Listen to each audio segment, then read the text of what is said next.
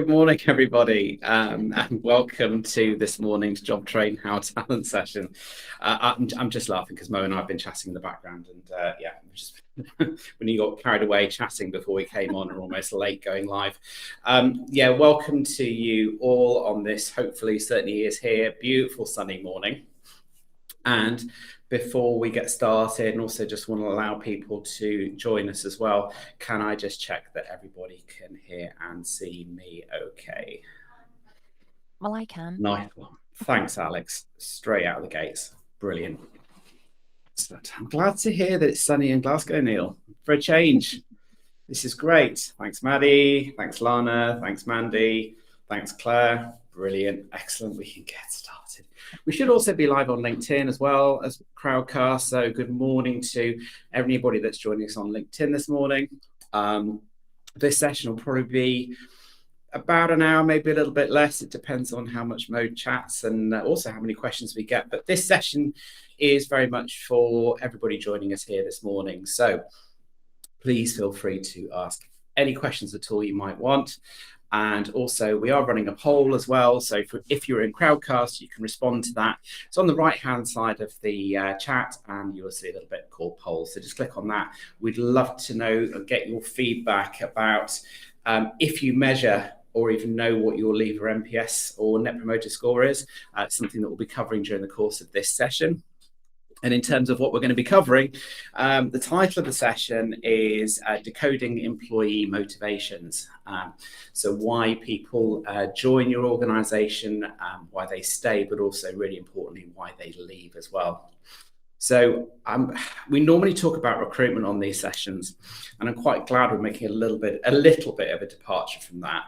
The more forward-thinking organisations, in my view anyway, are now starting to look at talent far more holistically in terms of the entire life cycle, not just recruitment, but then joining that up into employee experience and things. So last time out with Gary, we looked at Job Train's candidate insight report. So looking at a lot of data around candidate motivations, about why they're seeking work, what their expectations are of employers, what their expectations are in terms of the candidate experience, a whole raft of different data points and measurements and all the rest of it. So it seemed like a really natural step to then look at the employee experience. That's exactly what we're going to be doing this morning. So with that, I'm really, really happy that Maureen Brown, or something called Mo, has joined us. Mo, would you like to give everybody an introduction to yourself, because you'll do a far better job than I will? I will. It might be long. So I'm Mo Brown, Maureen, if you're looking for me on LinkedIn. I wear two hats, actually. I'm the chief executive and co-founder of MySay, a business that specialises in employee research, predominantly new starter and leaver interviews, but we also do stay interviews, focus groups, that kind of thing. So, and it's with that hat on that I'm here today, but I also am the managing director of a HR recruitment business called Sullivan Brown. So I've actually started my career in the world of recruitment, and I've been in that world for 27 years. So for me, MySay, it grew out of Sullivan Brown, because you're right, Giles, you usually speak about recruitment, but to me, leaver and starter feedback should be forming a key part of any recruitment strategy. It's so important, and the information that comes from that really feeds into candidate motivations and what we're seeing in our Sullivan Brown world about why people would be interested in a role and why they wouldn't. So it's all joined. So I am essentially a massive recruitment geek and employee experience geek when it comes to starter, leaver feedback and all of that jazz. That's me. Great. And tell us a little bit more about MySay, because I think that will help frame this conversation quite nicely. Yeah. So MySay grew out of Sullivan Brown. About 10 years ago, one of our HR director clients asked if they could borrow one of my team to do some exit interviews, and we'd never been asked that before. And really, it was the independence that they wanted. And from then on, we always had a MySay project on the go, but we could only do it over the phone. And therefore, we were very limited by how much of it we could do. and then lockdown happened. So we decided to develop My Say as a business. So where we are now is we have a team of interviewers, we have psychologists. So one of the partners in My Say is a qualified business psychologist and ex-global HR director, literally one of the most phenomenal HR people I know. And also, my husband, who's our CTO, who designed the whole system. So now we have an online survey tool so that we could scale the service. And we also do telephone interviews. So we're quite unique in that way, in that we can scale because we can do all of the interviews on a survey, but actually we do like to do some of them over the phone so that we can really get under the skin of what people are actually saying and how they're saying it.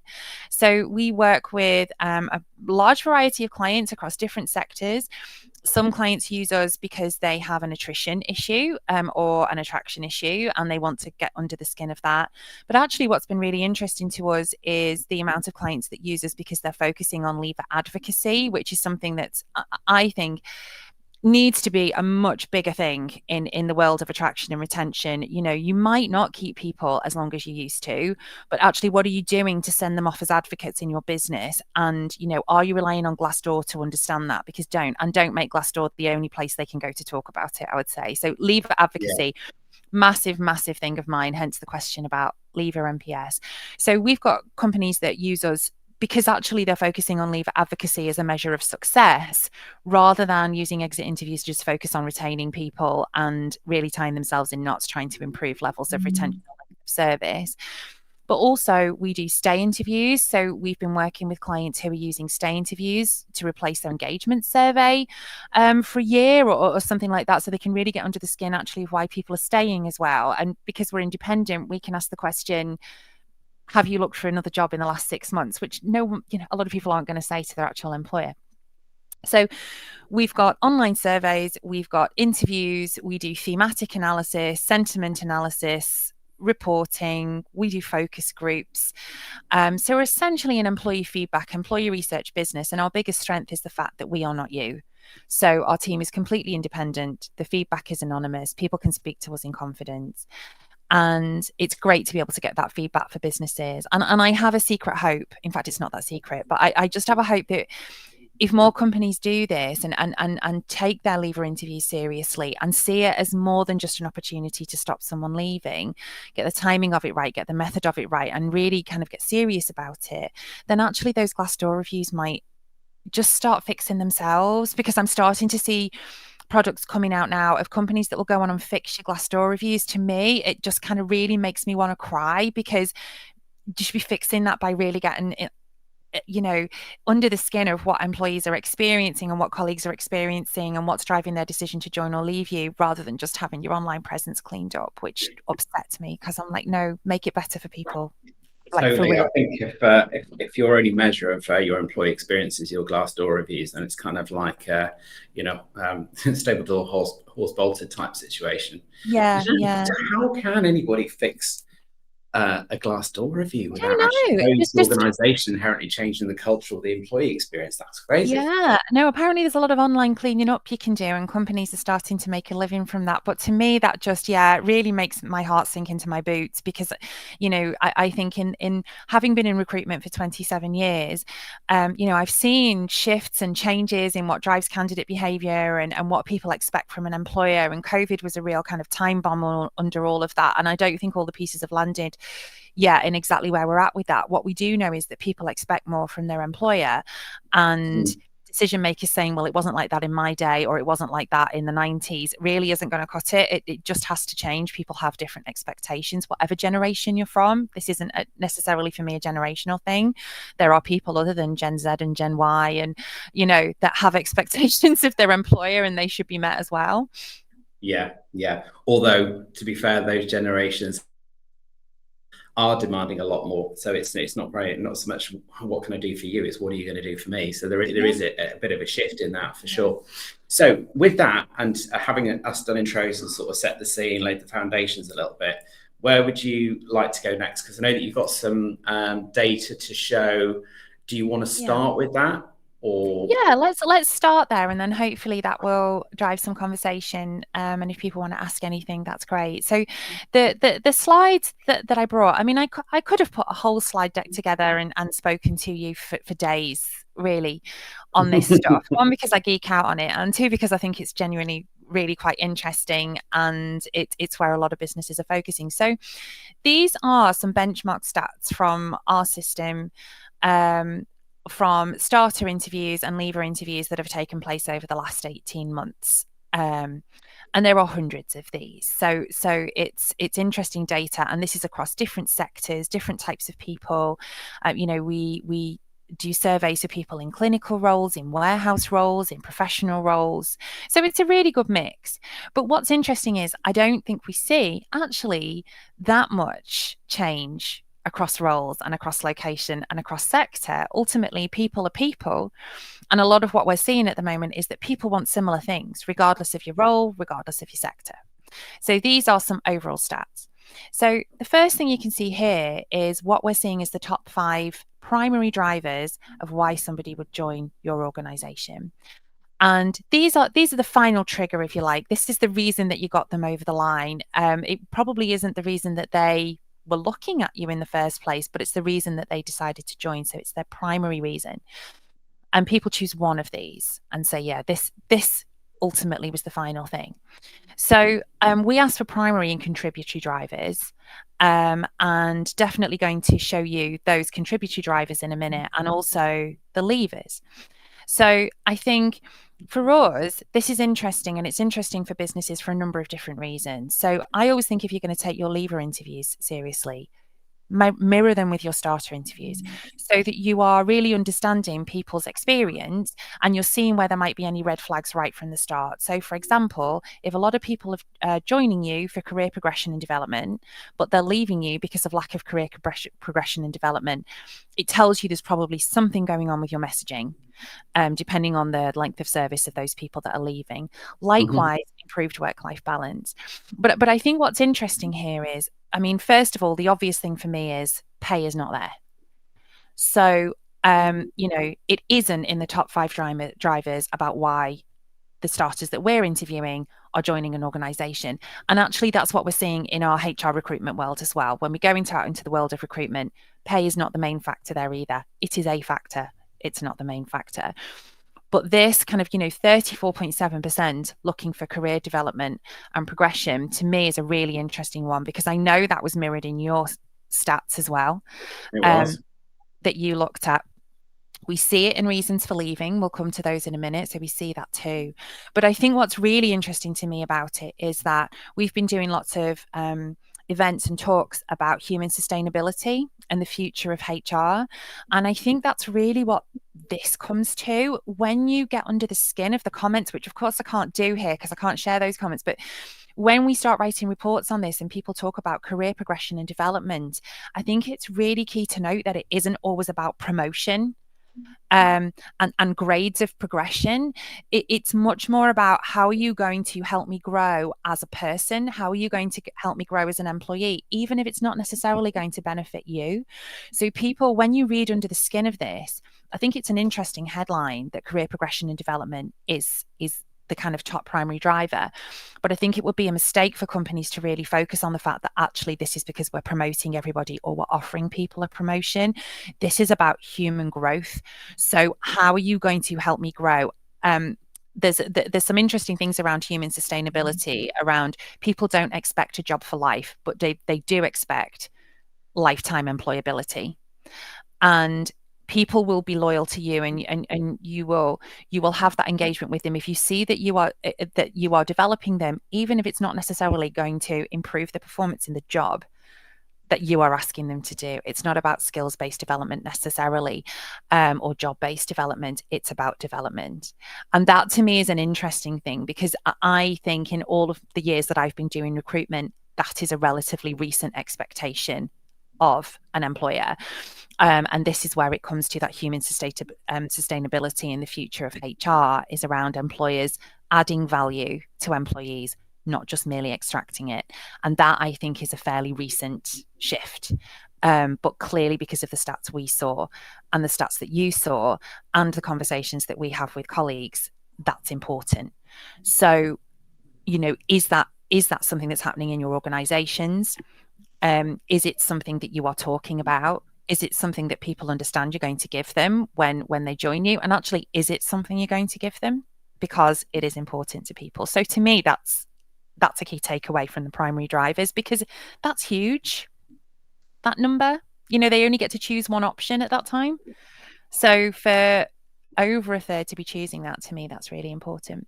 But then it is massive, because remember we had, so when we do these sessions, I'll normally sort of plan out and have a chat and what have you ahead of it, and we looked at that one, and it's something that actually we discovered even within job train. It won't have the same hard metrics that you did, but we ran a culture survey. And what we had a slight concern, we had people that have been within the business for quite a long period of time, and it's like, can we promote them? And actually, in many cases, people didn't necessarily want promotion per se, but they just wanted to extend their skills, their experience, their learning. And that was really helpful to us in terms of understanding what different individuals' drivers were within job trainers and business, and also where they wanted to develop and how we could best support that. So it's a really important point, not to be misled or to be led to thinking that everybody wants promotion, because that's not always the case at all. Not at all. And I think actually in a lot of ways that is good news for employers, because, one of the age-old challenges that companies have is we can't just keep promoting people. There is a limit to how many people we can have. And actually some of the interviews that we do, some of the companies we speak to, people talk about this culture is really top heavy because we've got a lot of long-serving people and they've just been promoted. And actually that can lead to dissatisfaction amongst people. So I think it's good news for employers, because it means that you can develop a learning culture in a different way, and you don't have to be constantly looking for how do we promote someone? I think what it does talk about is how do we grow people, and how do we make people feel that they are being invested in? And we once we've been through the slides, maybe we can talk more about some of the practical ways that we're seeing companies do this, and what we're seeing in real life is actually valued by people once we've been through those stats. So I don't think it comes as any surprise that improved work-life balance then comes second, because hybrid isn't going anywhere and it's still important to people. 15%. So interestingly, more people value development and progression over improved work-life balance, but that they're not, that they are linked. So, people aren't going to come for progression or development if you're not going to give them an element of flexibility either. And we'll talk about that more when we come to contributory drivers. But I think, these are important things to people, and people still want that improved work-life balance. A career change is an interesting one, because I think, there was a lot of talk about the great resignation post-COVID. To me, it wasn't necessarily a great resignation. It was a great realignment.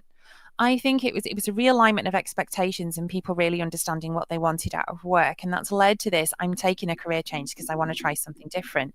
But I also think that people talking about a career change is linked to that career progression and development, because people will take change to feel that they're going to get growth and that they're going to be challenged. So I don't think the two aren't linked. I think they're quite closely linked in terms of the feedback that we get.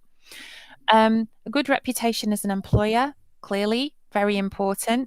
And I think this is where, to me, advocacy is key, because if you don't take control of your own narrative as to what your leaver advocacy is saying, or your starter advocacy is saying, how are people really going to understand your reputation? It can't just be because of refer a friend schemes and things like that. It's much more complex than that. But recommended to me by an existing employee is there in the top 5.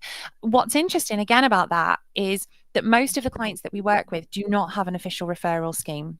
So this is where advocacy to me is key, in that if you're having to reward colleagues to be advocates for you, then you're not really working on your advocacy. To me, it's the wrong focus. So I'm not saying referral schemes aren't good, but I do think that if there's a monetary benefit to that referral, are people referring for the right reasons? And actually that kind of genuine advocacy of, I work in a great place and I would get one of my friends or family to work here, is the dream. That's the golden ticket. That's what you're aiming for. So yeah, those are the things that really jump out at me about these.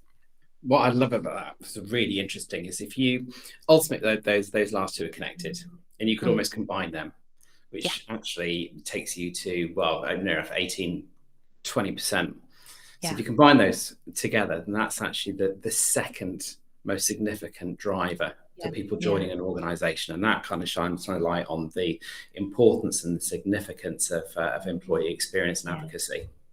Beautiful. Well, I mean, I think the thing is, choosing to join an organization is not that much different from choosing to buy something. It's a purchasing decision. We go through the same processes, and it's often said people buy, you know, they buy with emotion and justify with logic, and you know, we do that, or we'd never have no one buy design or anything, for example, because you know, a Primark handbag, I use this analogy all the time, carries things in exactly the same way as a Mulberry handbag. News flash.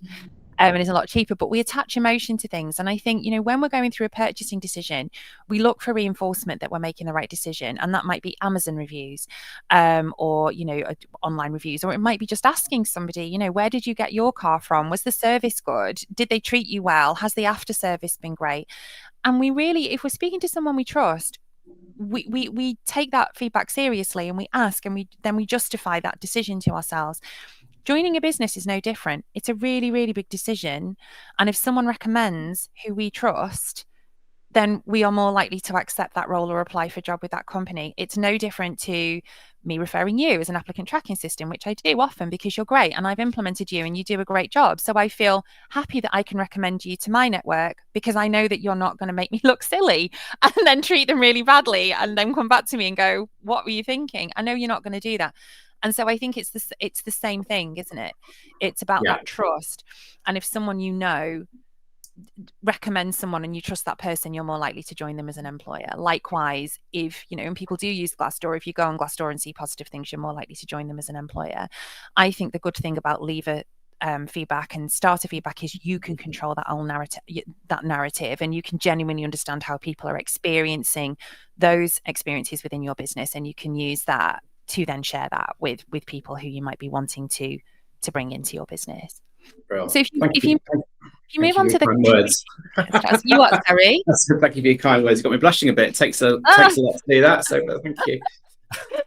And I think then if you move on to the contributory drivers, so when we're surveying people, we ask for primary and we ask for contributory. And the difference is that with a primary driver, it's kind of that final trigger.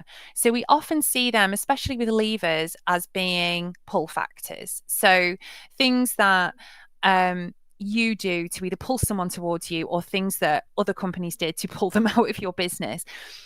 The contributory drivers, so with primary drivers for starters and levers, we tend to see them being more pull. With contributory drivers, people can choose as many of these options as they like. And this is where we start to see how complex a decision it is to join or leave a business, because people will often choose 4 or 5 or 6 contributory factors. And we see those being more push factors.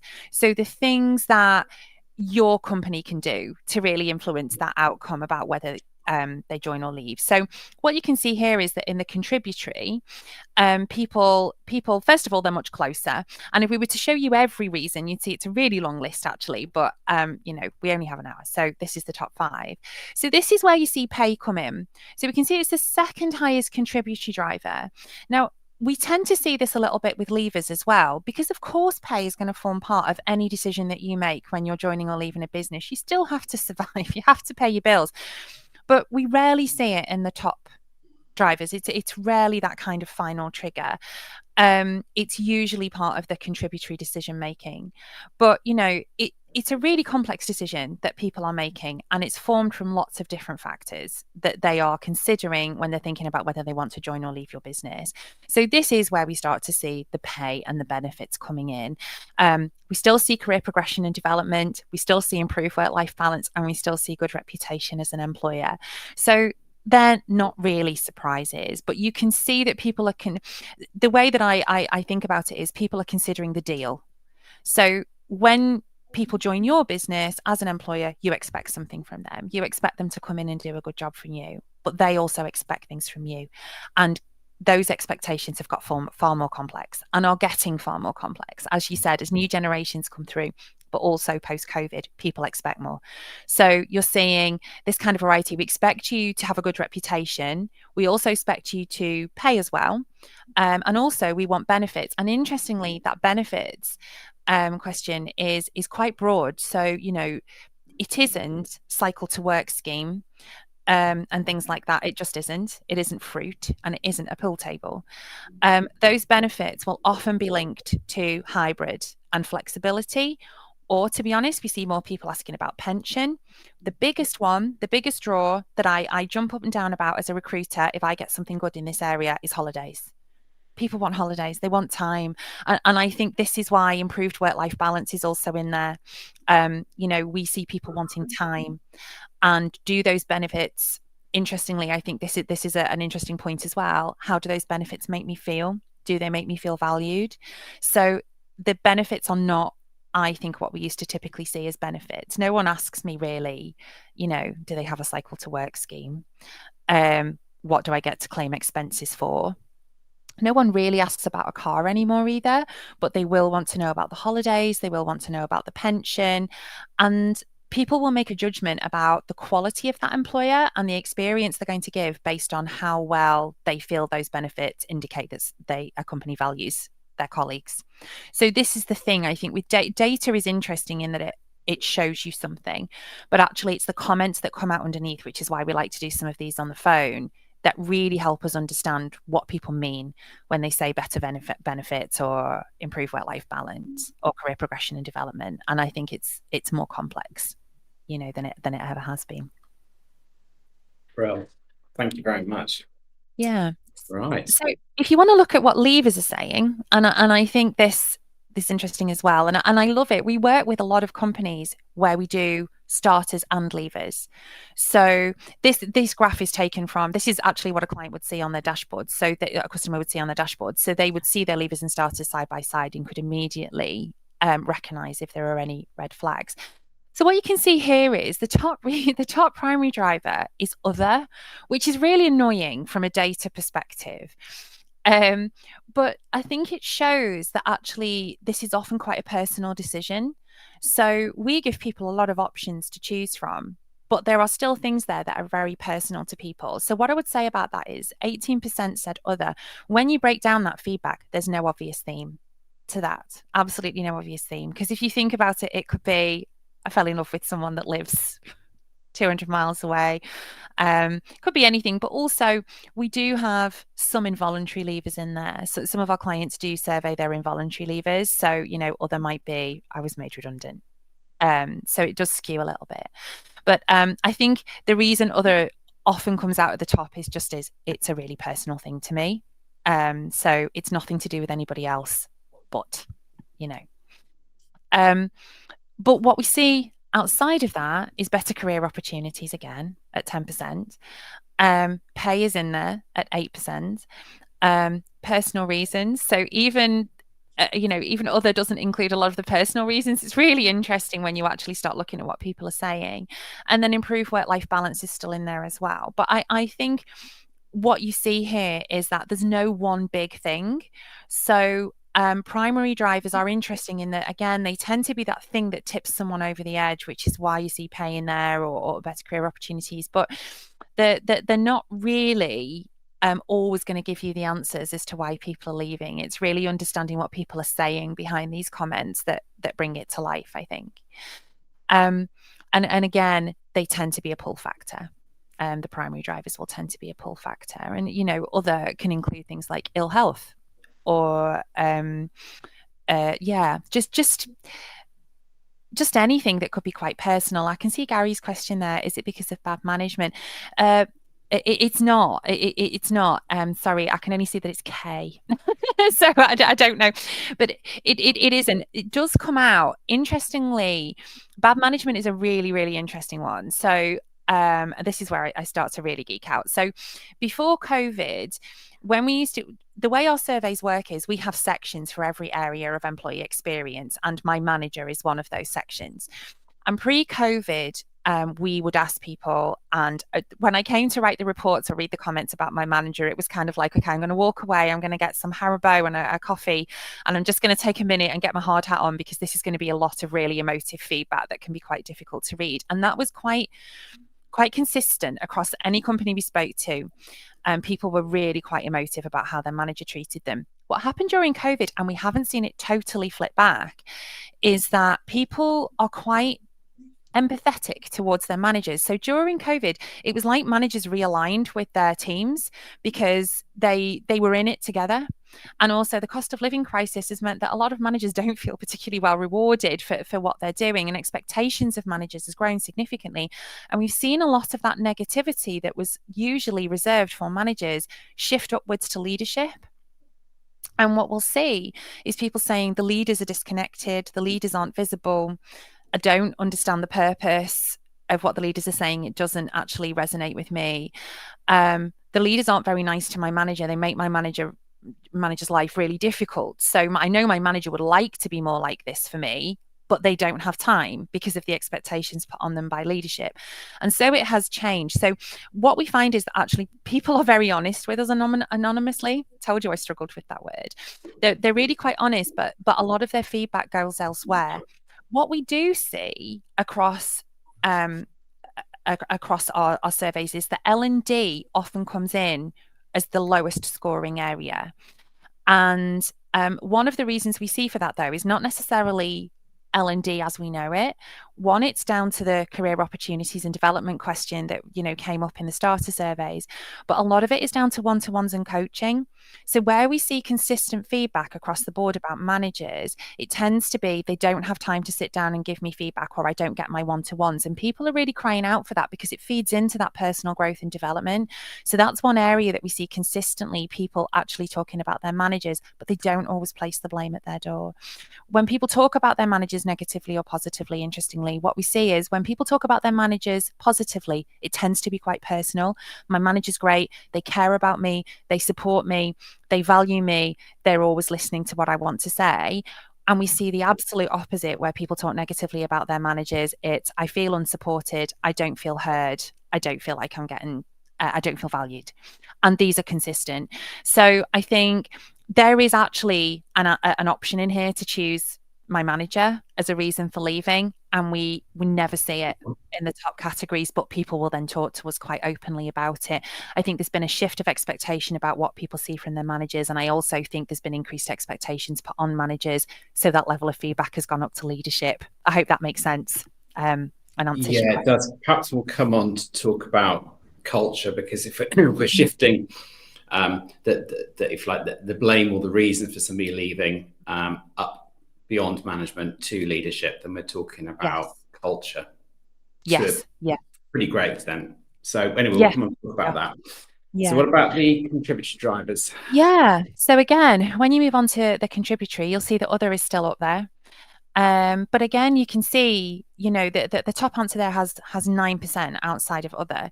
And other, I think when people are leaving a business, they are feeling something. And I think this is why we see other really come to the top in both of these, because we see more sentiment in leaver interviews. And a lot of people have made a decision to leave because of how these factors have made them feel as a human being. So that's what really drives someone then to start to disengage and look for other work or be open to an approach from another employer. So other is still up there. Better pay is there. Again, you would expect it to be, because people can choose as many factors as they like as contributory drivers. Everyone's going to consider pay. So again, I think this is one of the things with data. It's up there as the second top reason. It doesn't mean that people are leaving you because of pay. It means I consider pay as part of my decision. But improved work-life balance is in there again, better career opportunities. Now, interestingly, though, you can see not satisfied with the working environment. And I think this is because with contributory drivers, we see more push factors. So this is always going to be where you start to see my manager are not satisfied with the working environment. And of course, working environment will include management, just to answer that, to refer to the question previously, but it will include a whole mix of factors. And to your point, Giles, it will start to be fed into by culture, because the working environment usually, in terms of the feedback when you speak to people, doesn't mean my desk, the parking, the toilets. It doesn't mean the physical working environment. It can, but usually what it means is the feel of the environment that I'm going into, that kind of intangible work environment culture, but not necessarily that whole overall culture of the organization.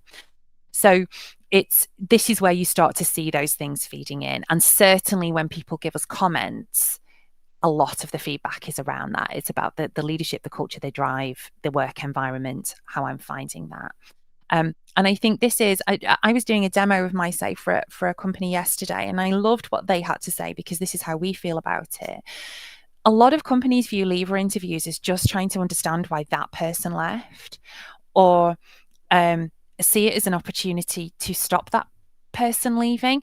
But actually, to me, if you're doing engagement surveys and pulse surveys, there's only so many times you can do that. There's only so many times you can ask people questions throughout the year and get good feedback. There's only so many times you can do an engagement survey.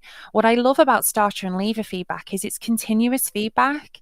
So, because you're asking people as they join and as they leave, so it's continuous. So you can start to see the shifts and trends in what people are saying. And because our surveys, if you see them, they're really quite long, and they very much mirror an engagement survey. So what we're doing with leavers is understanding what their whole employee experience has been like.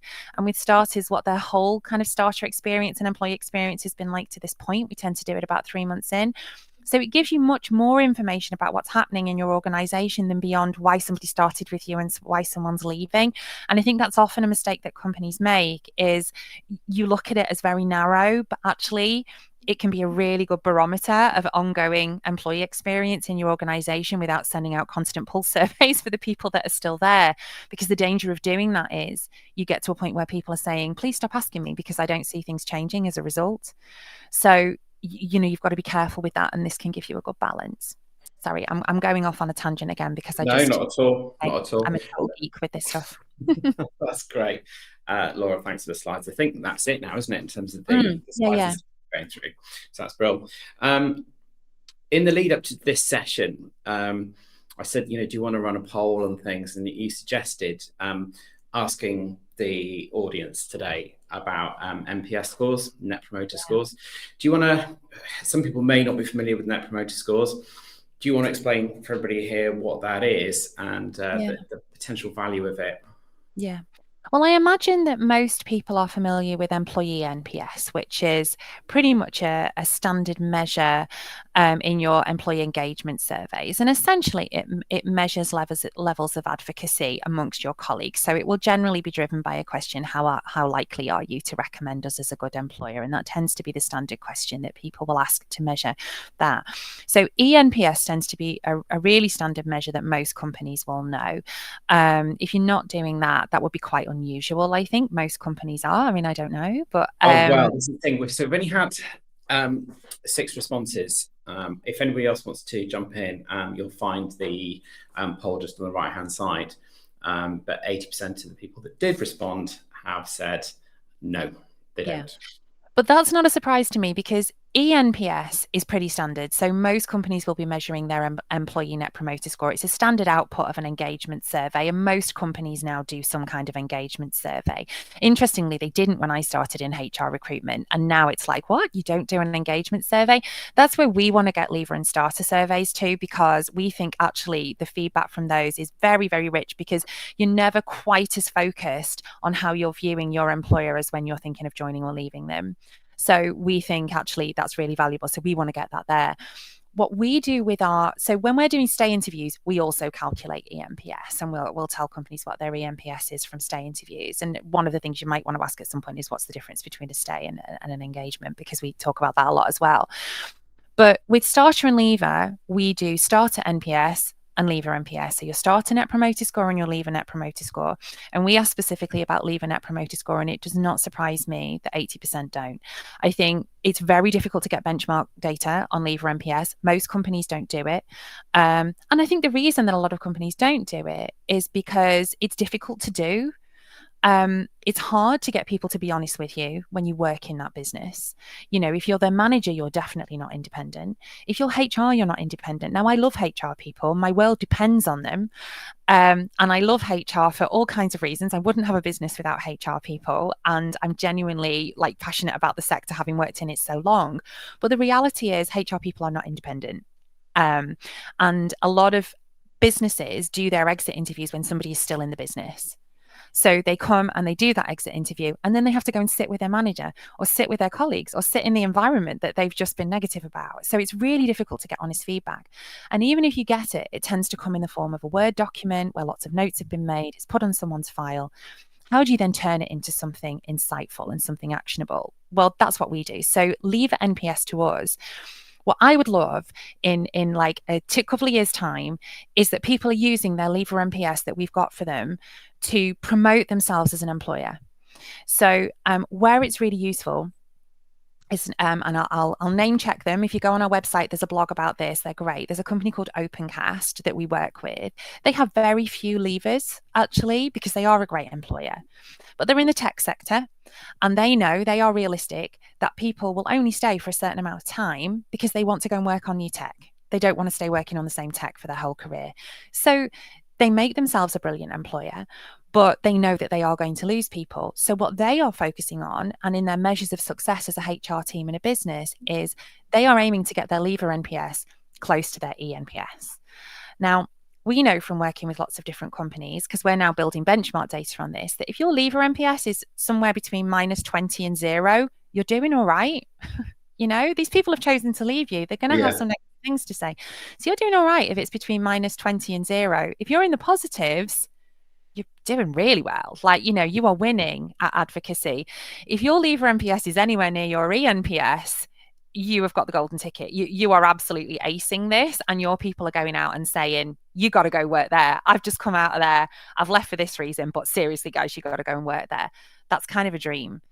Right. It's a dream from a recruitment point of view, but it's also a dream because you know that you're getting something right for your colleagues, and they are doing some brilliant stuff to do that.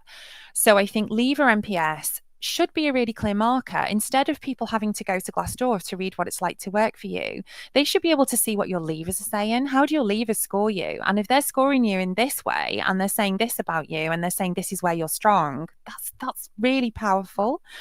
In the same way from your starters. So we do starter NPS, and it will tell you, you know, how are these people who've been with you about 3 months? Are they advocates for your business? Because if they're not, you've got an issue, you know. And if they are, why aren't you shouting about it? So I think this comes to, you know, again, in that future of HR space, in this new world of work, we need to be looking at new measures to see how successful we're being with our people strategy and as an employer. And I think these are new measures that really say something about an organization, and yet they're used so infrequently, and so few companies actually monitor them, which is why we're building the benchmark data, because you can't really find anything out there. Definitely. So I'd like to talk about staying teams. We've got a couple of questions before we get there. One from Richard. Can you just clarify again the difference between a primary driver and a contributor driver?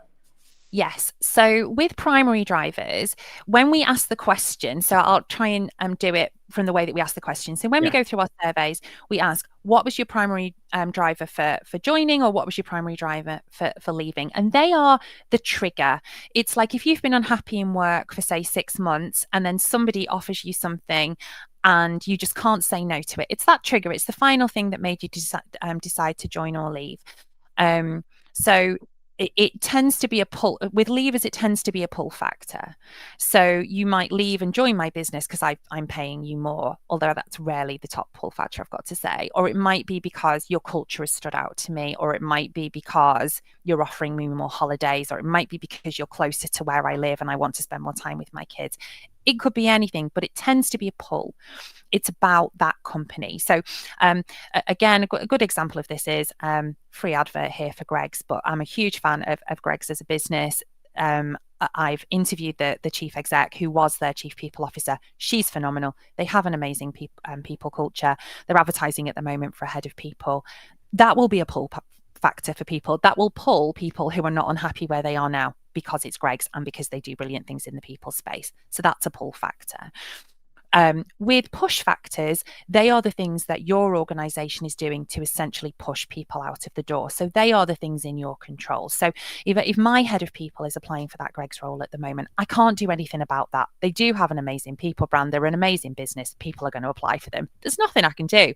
But if I am driving people out of the door with my push factors, i.e. my culture isn't right, the remuneration isn't right, or the recognition isn't right, tends to be a big one, or I'm not making people feel valued or supported or heard, those are my push factors. They are things that I can influence that will stop people leaving my business if I get those right.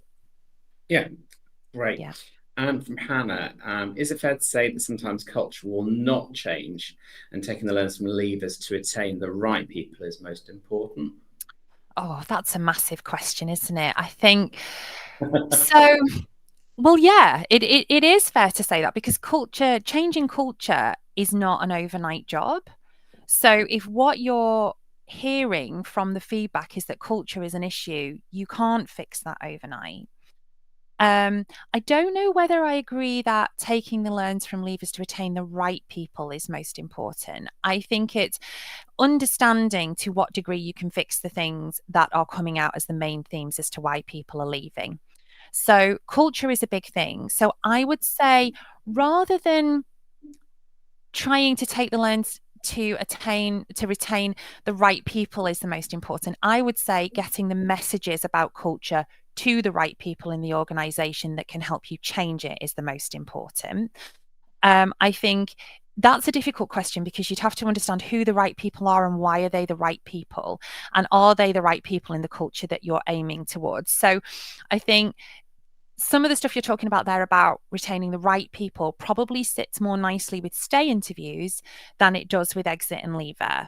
Exit and leaver will show you where you've got a problem. And then I think the job of the HR leaders, and some of our customers find this easier in some businesses than others, is to get that message about culture to the right people and then understand how you're going to do it. And also understanding what sits under it. So culture is so broad. So, if people say the culture isn't right, then that's where the telephone interviews are good, because we can probe and say, well, what do you mean by that? What is it about the culture? What would make you feel that there'd been a shift or a change in that? I hope that answers. That's a big one. Yeah, that's a nice little segue, actually, because I'm conscious of time and I want to give enough space and opportunity to talk about stay interviews, because everybody's probably might be familiar with recording some kind of sentiment at the point which people join, how was recruitment experience, what drove you to join our organisation, and equally exit interviews. But stay interviews is something that people may not be so familiar with. So do you want to tell us a little bit more about that, what we can learn, and also how best to action the data and insight you get from stay interview? Yeah. So I think stay interviews are nice because, done well, they can get really in-depth insight into how people are feeling that are in your organization at the moment. And we see companies using them in different ways. So we see some of our customers that we've worked with are using them to focus on particular areas. So when you're talking about the right people there, Hannah, I don't fully know what you mean by that. But for example, we've worked with one customer who, they have a group of people that they simply cannot deliver their service without. They just can't. So if they lose these people, they're done. Like they can't do it. So recruiting those people is really hard, and making sure those people feel valued is important. So we've done a project to do stay interviews with them, which were a much more in-depth conversation about how you feel about working in that organization at that time, but directly intent to stay. And intent to stay is something that's really difficult to gauge as an employer, because you are hoping that people are going to be really honest with you. So we will ask the question, have you looked for a new job in the last 6 months? What made you look for that job in the last 6 months? Did you actively go through any other recruitment processes? What attracted you to that recruitment process? What could we do to change that for you? We ask those questions, and they're really, it's a really personal question. Have you looked for a new job in the last 6 months? But it's such valuable information. But we also ask them what they value most about working in an organization and what frustrates them most about working in an organization. So it's really direct questioning, but in a nice way. People really do share with us. But it shows you if you've got an issue in one area of the business, it gives you an opportunity to really get under the skin of that. So you can use it in that way. one of our recent projects was actually a smaller business who uses a large engagement survey provider, and they decided that they've been doing that engagement survey for a couple of years. They get information, but it leaves them still with some questions. So they follow up on the information that they get, but it still isn't necessarily hitting the mark. There's still something they're not getting. So they decided not to run their engagement survey this year, but for us to do stay interviews with everybody in the business. And we had 92% take up on that. Wow. But it gave some really straight feedback about what people are experiencing in that business that perhaps a bigger engagement survey just couldn't quite get to. And actually, the real difference, I think, with that one is that it wasn't even necessarily what people were saying, although that was really valuable.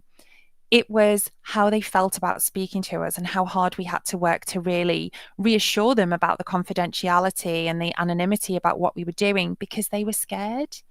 But we still got 92% response rate and people still spoke to us, but it was really that reassurance about confidentiality that got it.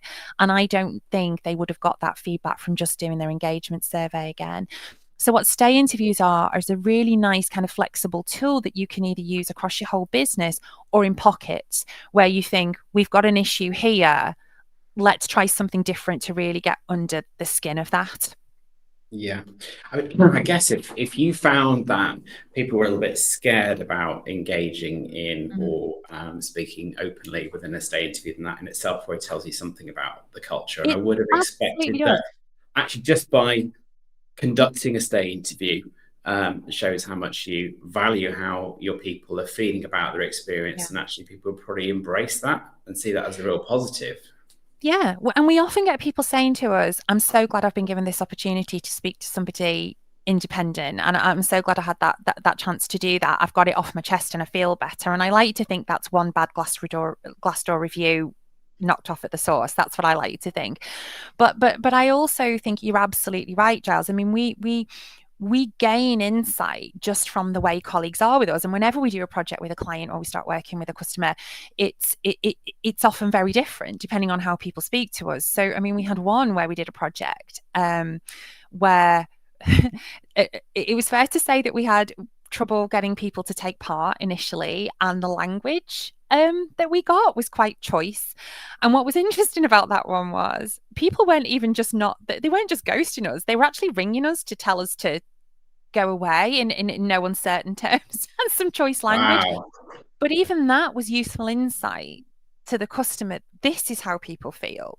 That's unusual. And because we do this with lots of different companies, when we get one that's an outlier and we get something like that that's a real indicator of culture, or the example that, the first example that I gave you about the fear, and that's an indicator of culture, that is interesting to the customer in its own right, kind of how people speak to us and how they are, how fearful they are or how angry they are. That's hard to quantify, but it's useful. So if you have situations like that, I mean, obviously that's quite extreme. In your experience, and I'm assuming that when MySafe has been brought in, that is a senior leadership decision, or at least HR. It's often a senior HR decision, actually. I think senior leadership often needs some convincing, because a lot of MDs, they will say, can't we just do that ourselves? Let's just do it ourselves. But armed with that insight and that data, how receptive have you found leadership to be in recognizing that there are things or areas that could be improved or problems that need to be solved? Yeah, mixed, Giles, I would say, really mixed. So in some cases, and different outcomes. So in some cases, we find that HR are pushing against a really difficult door to open, because they've got this feedback and it's hard for people to hear, or leaders just don't believe it. But I have to say that in every case, we've always managed to get them there, but they just sometimes take a little bit longer. What is interesting sometimes is that HR know that this is a useful thing to do. So they come and they engage with us, but it even takes them maybe 3 to 6 months to really fully understand how they're going to use the insight, because there aren't many companies that are doing starter and leaver interviews well. There are even fewer that are doing stay interviews. So even people, though, recognize that even though they recognize the value, sometimes they go, okay, well, that's great, but this is all new to us. We've never had this before. We've never had this insight, and it's taken us some time to really get used to having it and how we use it. So it can often be 6 months into a kind of 12-month agreement with a client that they suddenly start to go, oh my God, this is amazing. We don't know how we managed without this before. Yeah. Because it's new, and it's a new kind of dashboard to build into a routine and a new process. So I think it varies.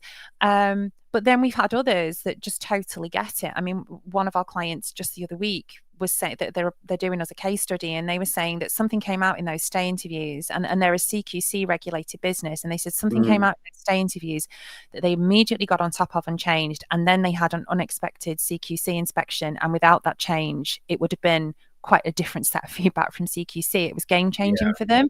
Wow. So it varies, I think, depending on the leadership, but often HR are hoping that this feedback is going to influence the leadership, but it does take time, just as in culture change does, but having that business case to take to them and having the data to take to them and the insight to actually put something behind often what HR knew all along is key to that success, I think. Totally. I mean, ultimately, culture exists when there is a culture in every business, whether you realize it or not. It's living and breathing, totally. But ultimately, leadership do have a lot of influence in terms of addressing cultural issues, not just dictating. No leadership can really dictate what the culture is in the business, but through leadership themselves, you can obviously demonstrate, what a good culture should look like and what have you. Conscious time, we've got 5 minutes left. We could carry on chatting in the morning, but got a question from Maddie. Maddie says, significant number of strategies across different organizations indicate that attracting the best talent is an area of focus. Is there any data that you see that supports better succession planning to grow more internal human resources than bringing in external? I'm interested as the impact on current employee groups may feel less valued by these types of initiatives. Great point. Yeah. So again, it's a really big question. So in terms of data, I would have to say there will be, but I don't have it to hand. What we do see is that when people feel that internal opportunities are not being offered to people internally and people are just being brought in from external, we see that come out in leaver surveys quite regularly. But again, it's usually down to not being valued, and you've written valued there. So valued, not valued is probably the most common sentiment that we see in either a positive or negative context throughout the processes. As a recruiter, and having worked in in-house recruitment as well, I know that better succession planning is something that companies really struggle with. I think it comes from being able to reframe what we think of as development, learning and development, and career development, and into those broader talent roles, like you alluded to at the beginning, Giles, where people, we don't always see the connect between recruitment teams and learning and development teams and HR teams. And we see that in the feedback that we get. And I see it in my HR world as well. So I think the key, not necessarily the data, is to have more people who are involved in broader talent roles, so that you're looking at, it's not just even succession planning, it's early careers, it's the entry requirements to hire, it's the whole thing really, I think, that needs to be identified. And we do a lot of workshops on inclusive recruitment around that. So I think it's definitely something that we see in terms of the feedback. There would be themes in our surveys that would back that up, I think, that I don't have to hand at the moment in terms of the numbers that comes out in the comments. Doesn't necessarily always come out in the data specifically to that, but it comes out in the data in terms of the development and the kind of internal recruitment processes as people would see it, and they would score against that. So we often see people scoring the external recruitment processes really highly, but the internal recruitment process is not so much, because they don't feel that necessarily promotes fairness and opportunity. Really sorry, that's a long question, and I don't know whether I've quite answered it for you. I think the thing is, one thing I would say is that with the surveys, when we build surveys for clients, we have core surveys, but people can add questions. So that would be something that perhaps people would want to put in as an actual question to see how people are necessarily feeling about that and those resources. But it does play into that subject of human sustainability and being able to develop people and give people employability for life. I think that all plays into that. Totally. I feel like we've covered a lot. have. But I almost feel like we still need to cover culture and employee advocacy. I don't know if that's something we need to cover on a separate session. With 2 minutes left, we just wouldn't do it justice if we dug into it now. So maybe that's an invitation for a separate session on culture and employee advocacy. But I mean, Mo, thanks so much for your time this morning. It's been really, really interesting. Thanks for having me. If anybody wants the data from all the deck, there is actually a little link just below our faces here. So you can just click on that and grab hold of the data. But just, yeah, thank you for your time. And thank you to everybody that's joined us for this morning's session. We really hope you found it valuable. I will get into trouble if I don't mention our next session, which is on Tuesday. So that's a slight difference. We normally do this on Wednesday, but Tuesday, the 8th of October at 11 a.m. And this is, we're looking, funnily enough, at inclusive hiring. So breaking down barriers and looking at displaced workforce and how best to engage them as part of an inclusive hiring strategy. So I'm going to stick that link if you want to join, and that session would be amazing. Thank you, Alex, has put that in there. I hope you have a really good rest of the week, and thank you so much for your time, your input, your questions, and we will see you all again soon. Thanks so much. Thanks, everyone.